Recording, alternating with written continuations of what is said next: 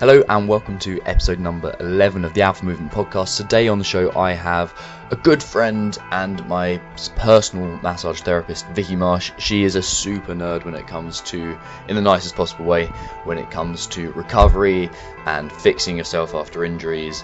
But she also has a very holistic view in that she takes into consideration everything else that's going on in your life. And that's why I wanted her on the show. So without further ado, here is Vicki Marsh. Hey, hello. Hello. So I don't kind of butcher your backstory and everything like that, why don't you give us a bit of a background about what got you into the fitness industry, in air quotes, and where you are now and what you're doing and kind of your specialities? Well, I am a sports massage therapist, so I run a sports injury clinic in Cambridge, and although probably since I started uni was probably when I started doing sport, I have never ever thought of myself as sporty or fit, which a lot of my friends think is ridiculous because I'm the person that will push myself to extremes to try and get the biggest results on the smallest amount of effort. But I never really did anything to do with health or fitness at all before, like I say, I went to uni and went to Oxford and thought, hey, you go to Oxford, everybody rows, right? So I thought, well, I'll give it a go, and completely fell in love with the sport. For reference, I'm kind of 5'4" and pretty heavily built. So I was never going to be a particularly great rower or a particularly great cox, but I didn't really let that stop me.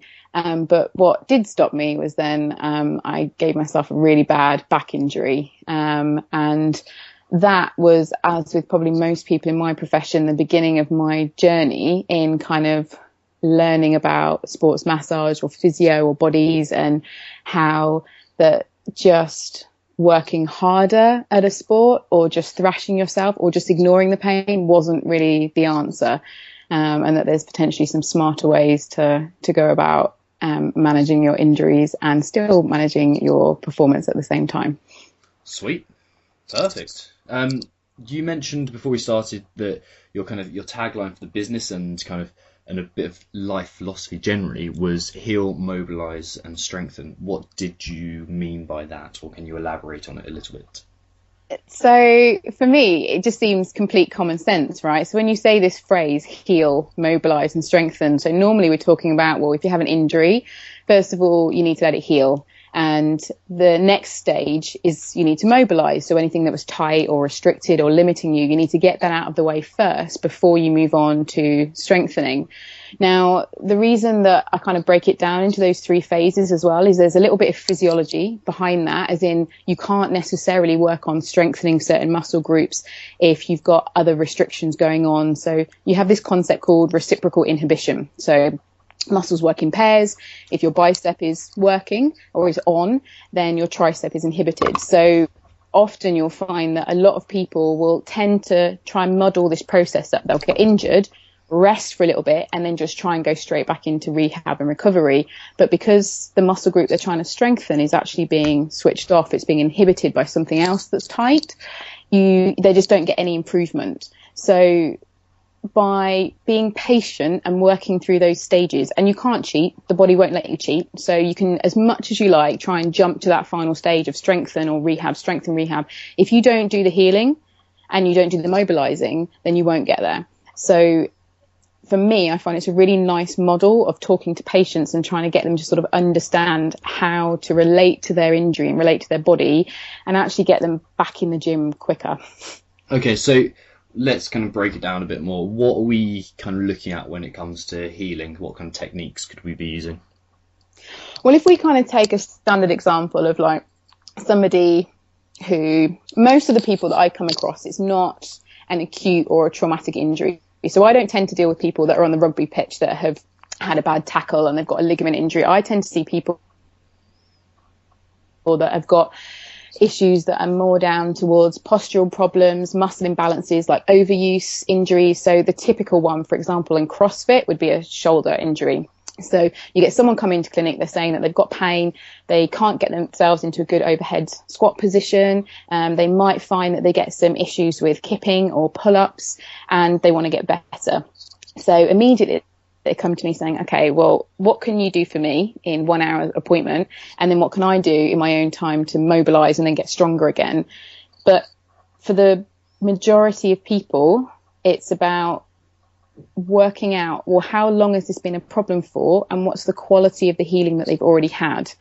So if this has been a short-term thing, so it's literally just, say, an acute tendonitis that's come on over 2 or 3 sessions, then I tend to give people the analogy of a cut.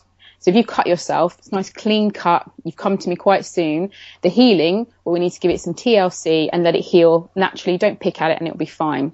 In that case, for most people, that's within 7 to 10 days. If you rest, if you hydrate, if you eat well, if you end up focusing in that time on some other things, perhaps that you've not been paying attention on, so like food planning, stuff like that, then by the end of those 10 days, you've already got yourself an improvement with things.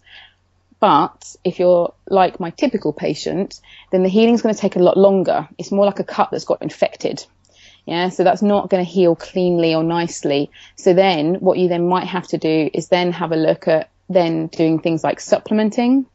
You might have to look at then doing ice or heat. I find that taping, so like the kinesio taping, is really effective for a lot of people for helping managing their pain.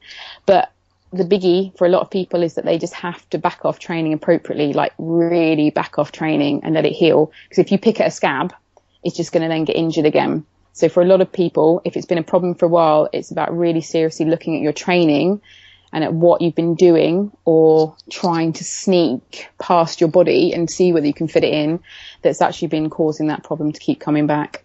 All right, sweet. And then when it comes to mobility, are there any kind of, you mentioned the shoulders, but are there any typical problem areas you see and what to do about them? Well, I think depending on who you speak to now, a lot of people are much more educated about the mobility side of things. So for a lot of people, and even someone who's not involved in sport, they tend to be aware that they need to stretch. But the biggest thing that then I find that I have to talk to patients about is the difference between muscle flexibility and joint mobility. And the key sort of joints that we're actually looking for improving mobility wise, it's the shoulders, wrists, thoracic spine, hips and ankles. That's pretty much regardless of what sport you do. If it's more biased towards lower leg sort of impact like running, then yeah, you're going to focus more on those ankles and hips.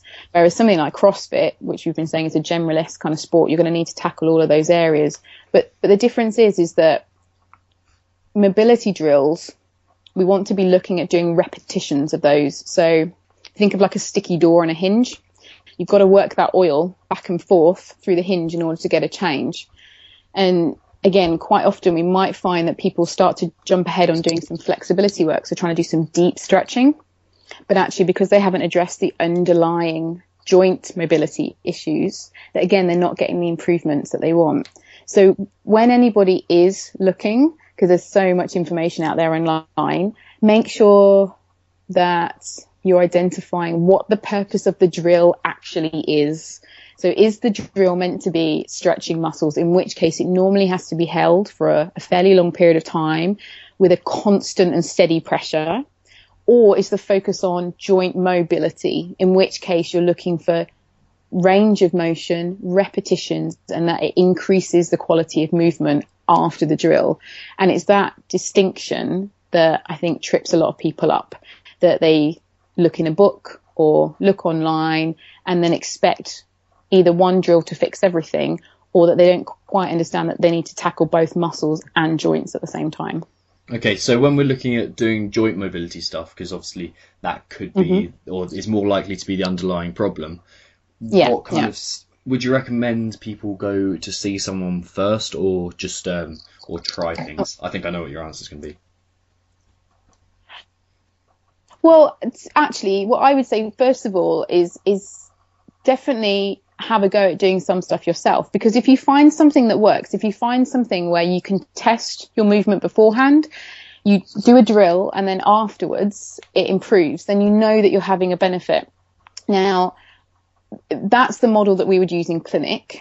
But obviously what we have in clinic is the benefit of then doing like a full case history, and then also knowing whether it's appropriate to be increasing the range of motion of that joint. So I had a patient in today who's hypermobile, so they're generally hypermobile. So for them, even when they've got pain and joint restrictions, one of the last things we want to do is actually increase their mobility, because they're already far too mobile, and a lot of their pain is to do with then over hypermobile or over flexible joints.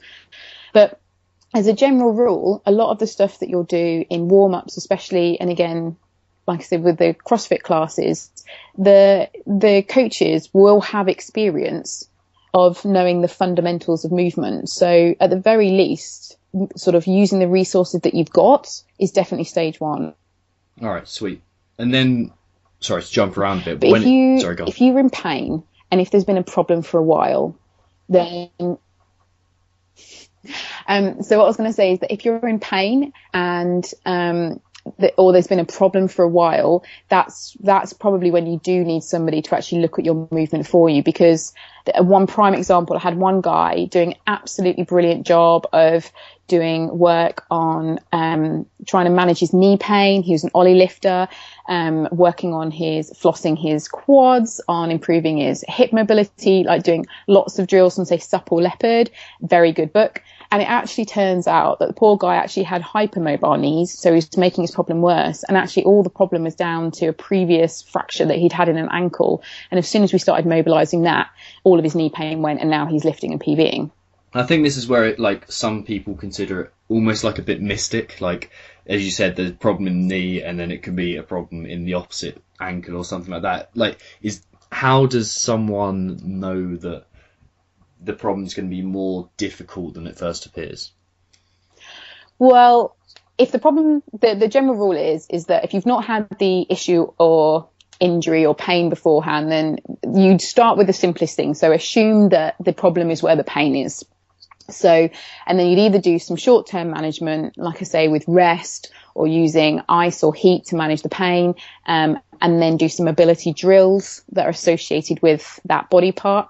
But the key thing is that you should see an improvement, because you're deliberately trying to focus your efforts on improving the area. And if there's no improvement, that means that either you've not identified what's going on correctly in that joint. Okay, so you either need a different drill, or you need or that it may actually be that you need some manual treatment, or that that's not where the issue's coming from. And the real classic example is that we all know that if you get a tension headache, it comes from tight neck and shoulders. So you're getting pain in the head. It's not coming from there at all whatsoever. And although the body is pretty friggin' awesome at trying to manage stuff and tell you what's going on, it does occasionally have these issues where it's like a tug of war, and it's the body part that's losing that will complain.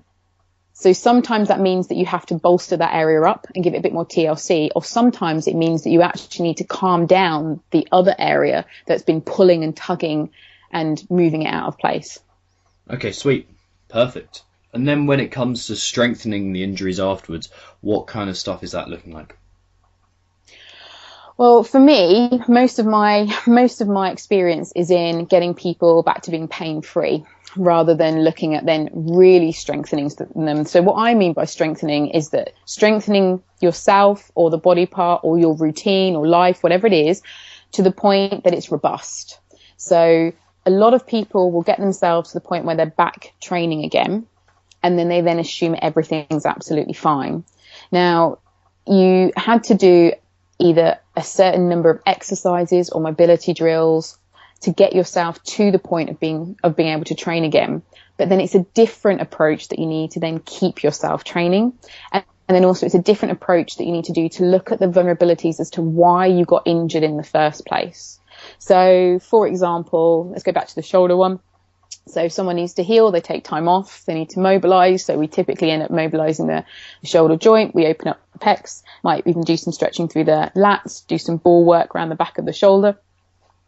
But the strengthening drills they might have to do is actually to do with strengthening the lower back or strengthening through the core, because what they were then doing is when they were doing toes to bar or when they were doing snatch, they weren't lifting appropriately. So the strengthening part, that's where probably it is much more appropriate to then talk to your coach about that, because not only do they see you all day, every day, but then they've also got the experience to know where the gaps in your game are, and that they can help fill those for you.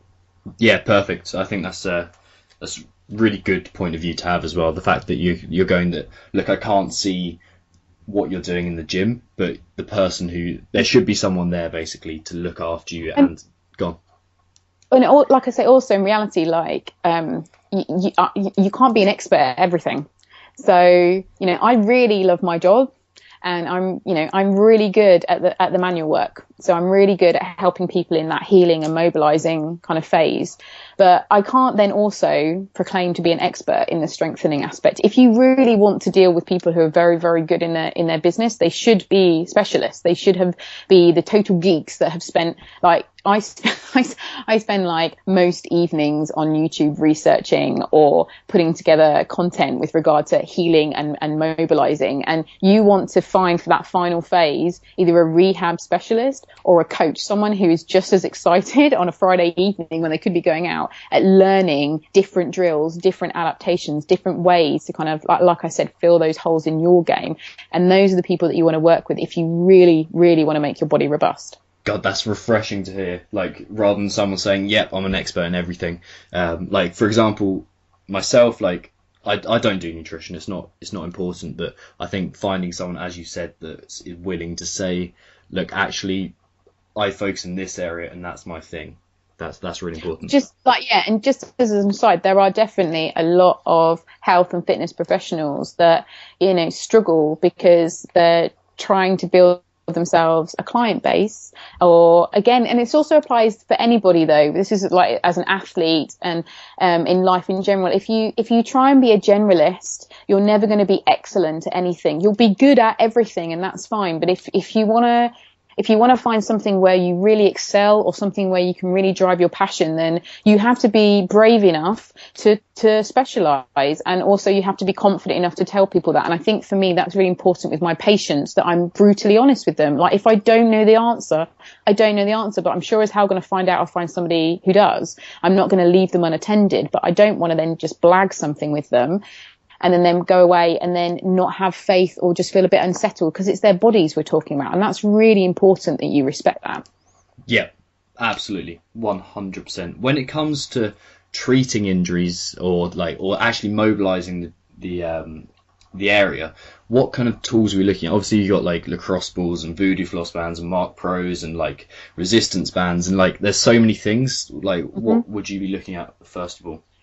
Like, I would always, and especially like if it's been in a long-term problem, it's always much more effective just to go and see a manual therapist. Like, they can get into those joints and get force and angles on there that you can't possibly do at home. But the go-to one for me is the lacrosse ball. Like, it's a tool, and I think the thing that I see the most as well is because there's so many like cool things out there that you can kind of go and buy in the different shapes and sizes and different fads with stuff, that actually what's more important is finding one tool and learning how to use that really, really well, then move on to something else. Because again, otherwise you're being a generalist. You're having all these tools in your toolkit, but you already know one or two things that you can do with each of them. And a lacrosse ball, it's so versatile. You can use it for spot treatments, you can use it for stretching, you can use it therapeutically, so in the sense of like you can adapt the pressure so it's actually just a nice stimulus, versus something that's actually working you can actually do some properly decent self-treatment with it. Whereas I find that with things like bands and even the price point on some of these other ones, that people just either don't use them, or they have to be at a gym, or you have to have a door anchor in your door in order to be able to attach the resistance band to. And for me, a lacrosse ball, or then doing something like yoga, or finding some really good mobility drills that kind of utilize your own body weight, those are the things that I personally find are the most effective, and people are most likely to do it.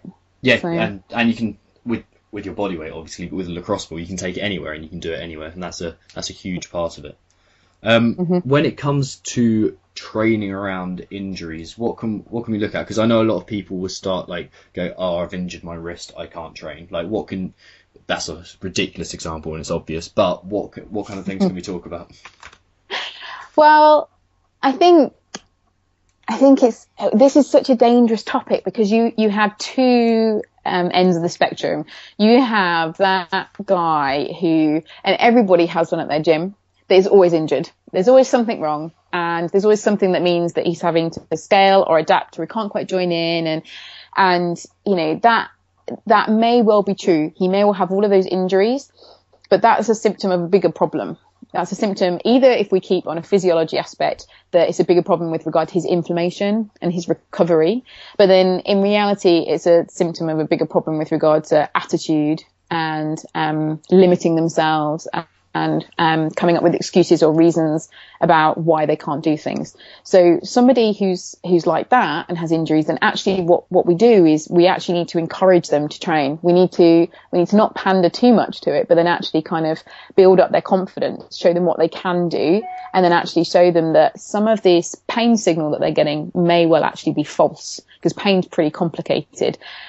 But most of the people listening to this podcast are probably not in that category. They're listening because they're already optimizing their bodies and they're really looking to push themselves. So the group of people at the other end of the spectrum are the ones that sometimes try and rationalize their way around injuries. They're like, okay, so I've got a wrist injury, but hey, I mean, in fact, I had somebody who had a thumb problem, and they're like, yeah, no worries, but I can still clean. I just won't use my thumb. I'm like, but how's that going to work?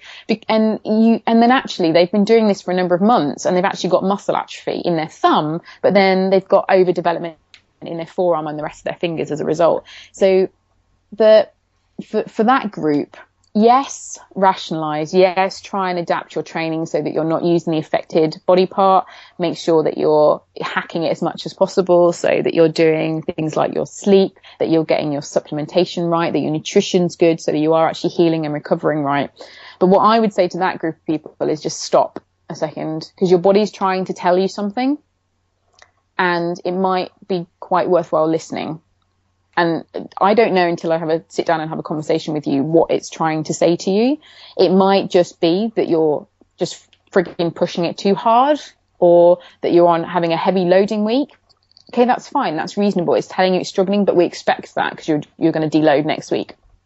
Or what it might be telling you is that you're not recovering appropriately between sessions. There's some disconnect going on, and trust me, if you don't listen, your body will make you listen. You will get to the point where you either end up getting overtrained and fatigued, or you'll end up having such bad pain that you can't train at all, and it will make you not go to the gym. So what I would suggest is do some of the standard approaches first. Do your healing, mobilizing, strengthening, like use the knowledge that you've acquired to try and self-treat. Go and see some practitioners or some therapists to try and deal with it. But actually, if it's still persisting, you need to stop and ask yourself what it's trying to tell you. And that, when you get the answer to that, without a doubt, is the biggest thing for improving the chronic injuries that I deal with. When people come to terms with their injury and they actually properly accept it and back off, that's when I tend to see most of the big improvements with those long-term injuries. And that's exactly why you're my choice therapist in this area, because although you're the specialist in what you do, you take into consideration so many other aspects of what could be going on. Well, I think we've grown up in a society where it's been very reductionist. So we've had to come from an approach that's very scientific, and in order to have evidence to support what goes on with the body, you have to reduce it down to, well, if this is damaged or if this is surgically removed, then this is the rehab that we have to do to improve it. But that's not how bodies work. Bodies are systems, and your body is a physical manifestation of what's going on in your life. So just like if you're not happy and you overeat and you put on weight, you're going to see that. It's just like if you're stressed, you can't sleep, you get bags under your eyes. Like your body is a mirror of what is going on. And like I say, you can't cheat the system. And if you choose to not listen to it, it will get louder and louder and louder until you have to listen to it. And that's not nice. I'm sure we've all known people that have had really severe injuries, or that have pushed themselves, or just disappeared off the face of the planet for 6 months because they've given themselves fatigue. And it's painful because because normally those sorts of people are the ones that find it very, very hard to just let go. But that's the lesson that their body's trying to teach them. And I think that we all train for a reason. We all go to the gym for a reason. It's not just about progression. It's not just about the way we look. It's because of about how we feel. There's something in that feeling. And for some of us, it's the endorphin rush, or for some of us, it's that the mind is clear, like for 5 minutes that the mind is clear. But that is what we're all sort of striving for, is that feeling of connection when everything's in place, when you get that perfect lift, or when you finally get that muscle up.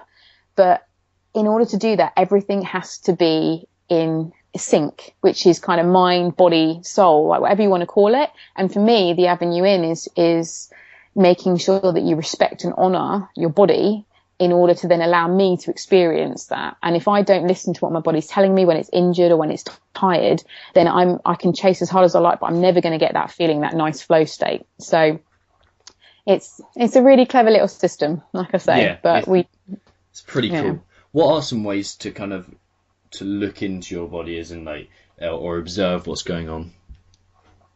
Well, I think what's really nice and therefore not easy to answer the question is that it is unique to everybody. So some people have very familiar injuries. They know it, and they'll use language like, oh, I know how to manage it. Or, oh, I know that when this comes on, all I have to do is X, Y, and Z. So they've kind of got a good relationship with it. So it's kind of like I always think about it like a little diagnostic board, and that they get this little kind of flashing light that pops up, and they know, right, exactly, when that light goes, this is what I have to do to look after my body and stuff. And they've taken time to work that out.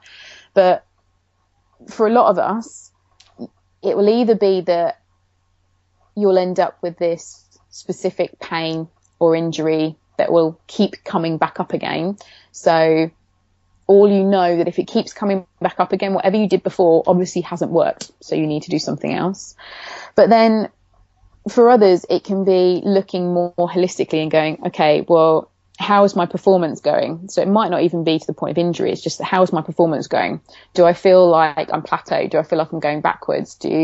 Like it's not uncommon at all, but people get times where like they just don't want to go to the gym. So their mood is just like, if they feel fine, they say everything's fine, but they just don't want to go to the gym. And they're like, oh, come on, I really should go. Again, what's that a sign of? Well, actually, it could be a sign that you're overtrained. It could be a sign that you're not recovered properly. Could be a sign that you've not got your diet sorted, or in some cases it could be a sign that you've got something like a gut infection going on and that you're inflamed, and that's why your body's trying to give you some sort of clue. So the short answer with training is first of all injuries and performance, but then there's this whole layer above it with regard to just how do you feel as a person, and looking at it from the physical side of stuff and looking at the physiology rather than just focusing on mood or motivation or something like that. Sweet. That's a really, really comprehensive answer. Good work. Something that I know you have to like work around is the idea of time management, because I know you, and because you've mentioned this before, you're obviously a single mum, so you don't have that freedom of time that a lot of other people have. Like it links into one of my underlying philosophies that busyness is lack of priorities, and I know you kind of feel quite strongly around the area of time management. Yeah, so I think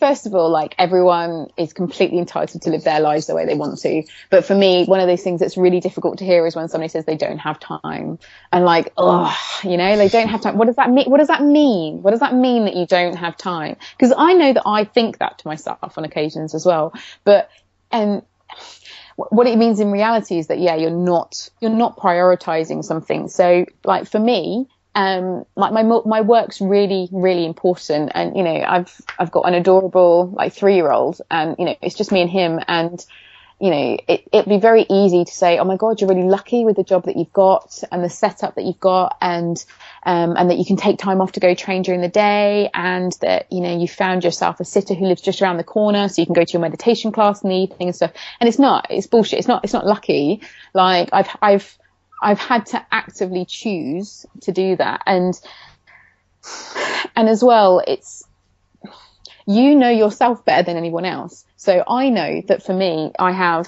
certain vulnerabilities and weaknesses. Like, I am inherently lazy by nature. My whole philosophy is like working out how I can get the maximum return for the minimum effort. So when it comes to training, I know that if I don't have somebody there coaching me, or if I don't have a class to go to, that I won't do it.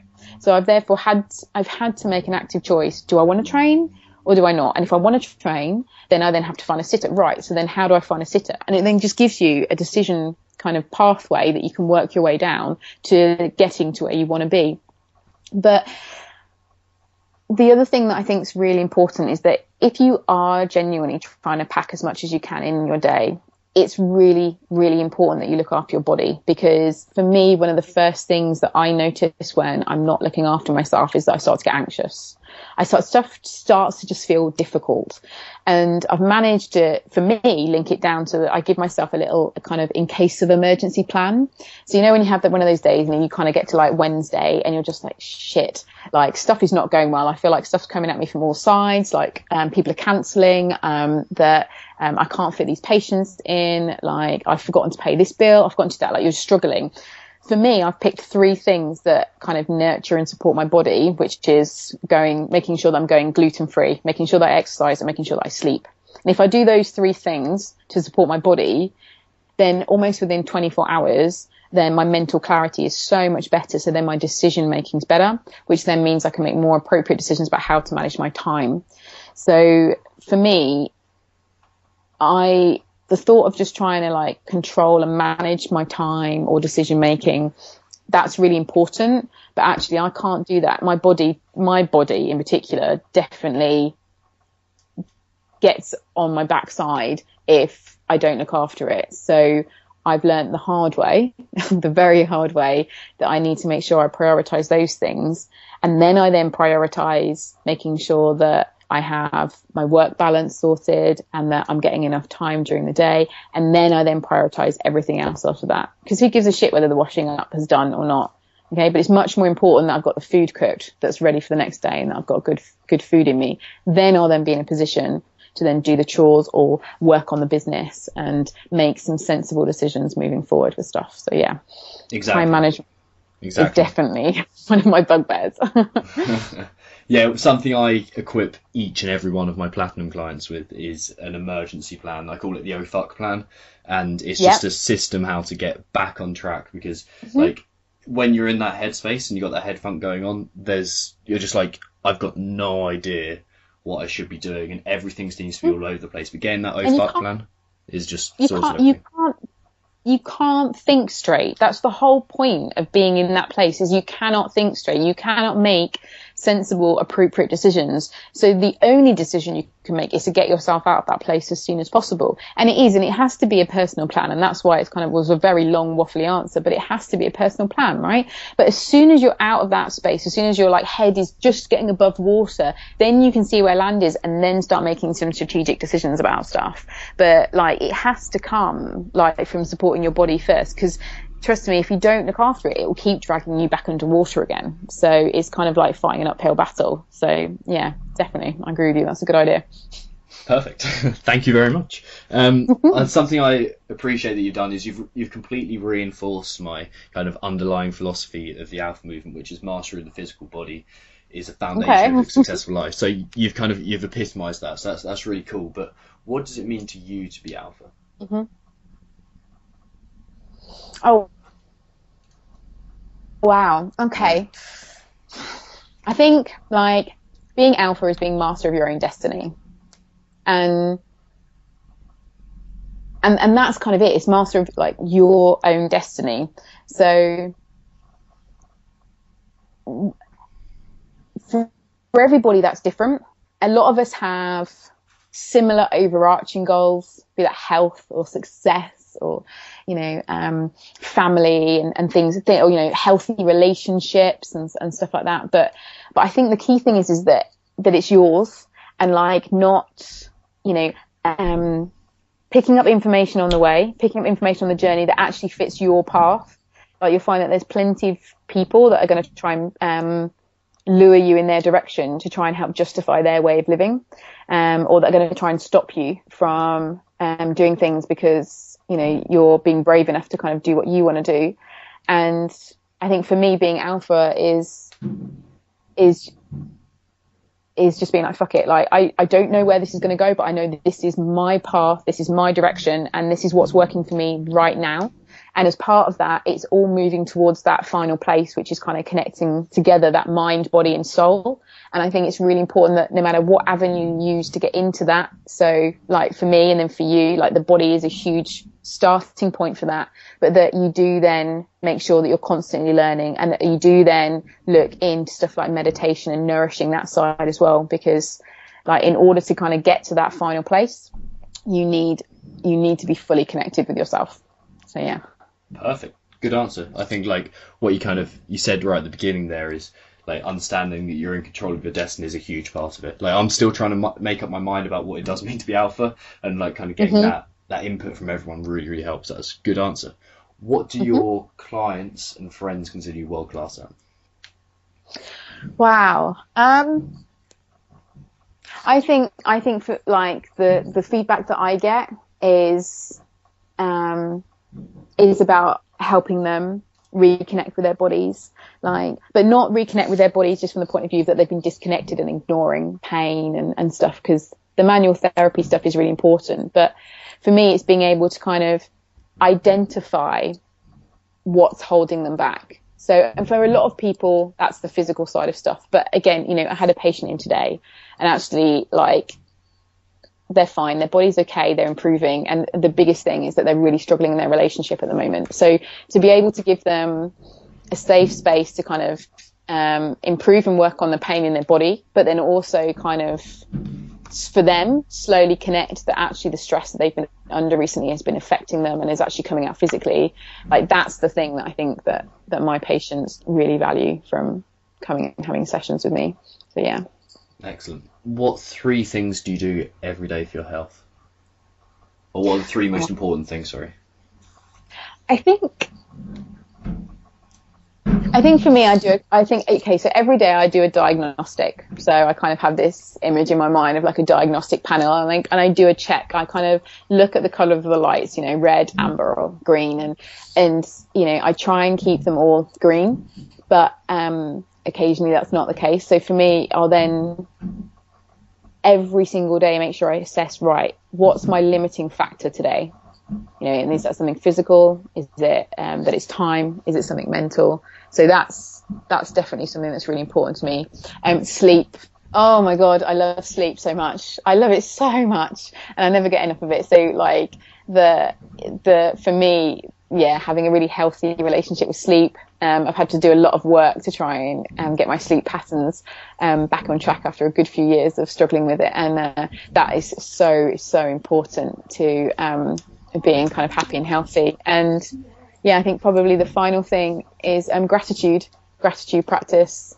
That's made a huge difference to me. Actually, I used to be a right miserable sod, and you know, everything, you know, poor me and stuff. And you know, since working on that, you know, my body's been healthier, my business has been more successful. You know, I kind of feel like I've got more love and support in my life than ever, and that's literally just from concentrating on the positive side of things. It's amazing how powerful it is. But yeah, it's really, really useful. I just want to touch on there, like, because reorganizing your sleep's so important. What kind of techniques did you go for to reorganize it? Well, I absolutely love taking ZMA. I find that whenever I stop taking it, my sleep definitely gets affected, and as soon as I start taking it again, I get a real improvement. So for me, I think it's that magnesium supplementation is really important. I use Epsom salt baths as well, so I notice that makes a difference. But like the thing that's made the biggest difference for me has been using the blue light blocking glasses. So looking very cool. I know, very cool. But I take like, you know, you're meant to kind of have this nice bedtime routine, right? And kind of wind down and stuff. Like I watch telly. Like I don't know what it is. Like I keep trying to wean myself off of it, but I'm not. I'm just a Netflix addict. You know, hands up, that's me. So, and I actually get anxious if I don't have the opportunity to watch it going to bed. So that's something I've got to work on, I know. But in order to try and then make a compromise, it. Using those glasses, it makes such a difference. Literally, as soon as I decide to roll over and go to sleep, I can do. Whereas you sometimes think, yeah, this stuff, it's a load of rubbish. Like, seriously, like, how's a pair of glasses going to make any difference? But honestly, like, if I don't, then I can be awake for at least an hour just tossing and turning with stuff. So for me, it's just making sure I steal them back off my son, because he seems to think they're his glasses, and wearing those. But the other thing as well, when things get a bit desperate, is using something like the Headspace app. Or I've got like that I use at the clinic. It's a progressive muscle relaxation, like a guided meditation thing. And normally it's about 3 nights. You have to be a bit patient, but about 3 nights, and then you're falling asleep before the end of the meditation, which is great. So, but magnesium and the blue light blocking glasses are definitely the best thing for me. Do you know what make the blue light blocking glasses work? I don't think they do them anymore. Literally, they're orange safety specs off Amazon. Like I was like, because they're all really expensive, the brands that you get on there, and I was like, hang on, this can't be right. And so many people had left reviews about, how they were helping and stuff, and I was like, fine, okay, I'll give it a go. And you know what? They might actually be a placebo. I don't know, but I don't care because they work. But they were something like £15 as orange safety specs. They are literally the sexiest thing ever. But they work. So, I mean, I use stuff like Flux on my computer and things like that, but I haven't got that on my phone, and that's where I tend to watch the telly. So it's, I think the magnesium makes a big difference, but for a long shot, it's by a long way, it's the glasses. Yeah. So, and again, if you can get away with a cheaper pair of stuff that works, fine, like, do that. That's what I think. So. Yeah. And as long as you're wearing a high vis vest and heart out, this is fine, isn't it? How did you know? I know. So I'm expecting either like one really particular answer to this next question, or like a whole list. And the question is, What's the most important book you've ever read, or books? So the most recent one that I've read, which I've insisted that you work on too, is by Byron Katie, Loving What Is. Just an awesome book. I got recommended to listen to it as an audiobook, which I would highly recommend. Really, really good dialogue in there. And then I was trying to think back with regard to some of the more earlier books. I mean, Supple Leopard is always a really good one. I think that's a really good tool. But for me personally, it was actually a book by Tom Myers called Anatomy Trains, which, as a therapist, teaches you about fascial lines. This concept of how interconnected the body is, and about how, for example, doing release work on your foot can then help your back pain. And I think that for me was the beginning of kind of realizing, hang on a second, this isn't just how the textbooks are showing me that, muscle goes from point A to point B, that these fascial connections are really, really important into how we move. Sweet, that sounds good. I was just writing down that because it sounds like I have to get it. It's a good book. Lots of pretty pictures too. Good, as long as it's got pictures. Yeah. And if you had one message that you could tell the world, what would it be? Heal, mobilise and strengthen. Like, simple. Perfect. The brand. Heal, mobilise, strengthen. Cool. Excellent. Right, before I let you go, is there anywhere we can go to find out a bit more about you? Yeah, so we've got quite a lot of stuff up on YouTube. So if you search for us at Head Start Clinics on YouTube, that'll bring up our channel. There's lots of self-help videos and how to make your own mobility ball and stuff on there. And we've just released a foundation hamstring flexibility program. So it's not a stretching series. This is showing people 3 different techniques. One of them being fascial release, on how to improve hamstring flexibility. So I have set up a lead page for you guys. So if you go to headstartclinics.co.uk/alpha, you'll not only get the flexibility course, but you'll also get an additional mobility cheat sheet just for your guys. Sweet. Aren't you kind? I'm going to do that myself tonight. All for you guys. Yeah. Yes. Well, I was just about to say, I'm looking forward to you putting your fingers in me next time, but that is not what I meant. So, thank elbow. Thank God I didn't. An elbow's even more painful. So, bypassing that, I look forward to you being my therapist again in a very professional manner, and I'll see you soon. Yeah, thank you so much for having me. No worries. Ciao. So guys, I really hope you enjoyed the show. If you did enjoy it, please do me the honour of leaving us a 5-star review on iTunes. It makes my world a lot happier. And if you want to find out more about the Alpha Movement, you can find us on facebook.com/alphamovementofficial, or you can go to www.alphamovement.co.